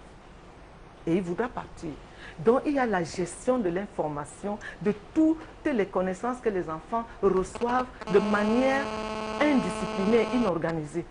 Or, dans la cellule familiale, dans la cellule structurée, même toute la société, il faut déjà faire des campagnes d'explication, d'orientation. aux enfants sur les informations qu'ils reçoivent dans les médias, comme on l'a fait pour les femmes qui partaient par paquebot, par avion, pour aller, ce qu'on a appelé la traite des femmes. Je préfère rester positif. Très bien. Voilà. Alors, l'éducation. Je vous suggère maintenant de rentrer dans la phase des recommandations avec vous, docteur Enoro Djangwe. Comment limiter la CENI? Est-ce possible aujourd'hui? Je vais m'autoriser une petite observation concernant la précocité, n'est-ce pas, de ces gestes qui sont désespérés, en disant qu'il n'est jamais trop tôt, on n'est jamais trop jeune pour éprouver du dégoût, n'est-ce pas? Et donc, en psychopathologie, on a des cas connus de dépression et presque de suicide de bébés, c'est-à-dire de nourrissons à la maternité, qui se laissent mourir parce qu'ils ne trouvent pas satisfaisant le contexte, le cadre dans lequel il a atterri. Hein? Ça laisse donc interrogateur par rapport aux compétences d'adultes qui sont censés offrir la sécurité, le bien-être et le désir de vivre, n'est-ce pas, chez ce nourrisson qui a à peine quelques jours. Ça, c'est la première chose. Donc, il n'est jamais trop tôt pour éprouver du dégoût et le désespoir. La deuxième chose, c'est que si on revient au contexte de l'immigration chez l'adolescent, ça nous ramène aussi à quelque chose de plus familier.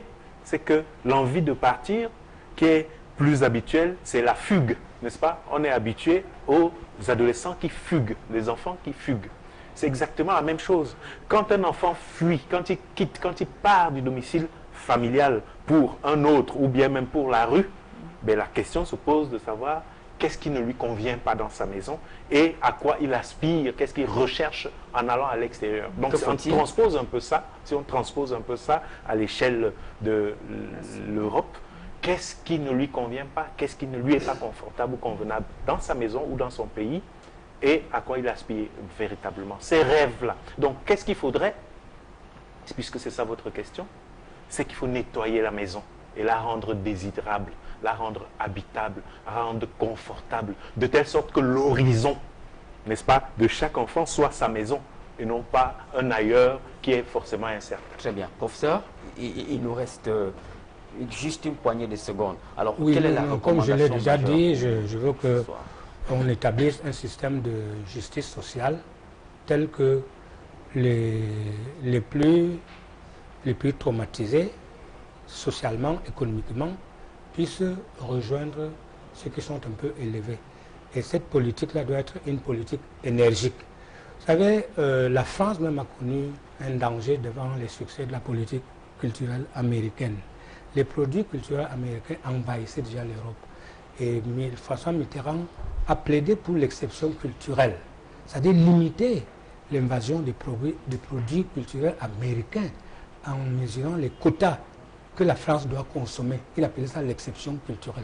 Donc quand un pays veut se protéger d'un danger, il prend une politique énergique face à ce danger. Très bien. Docteur Lucas?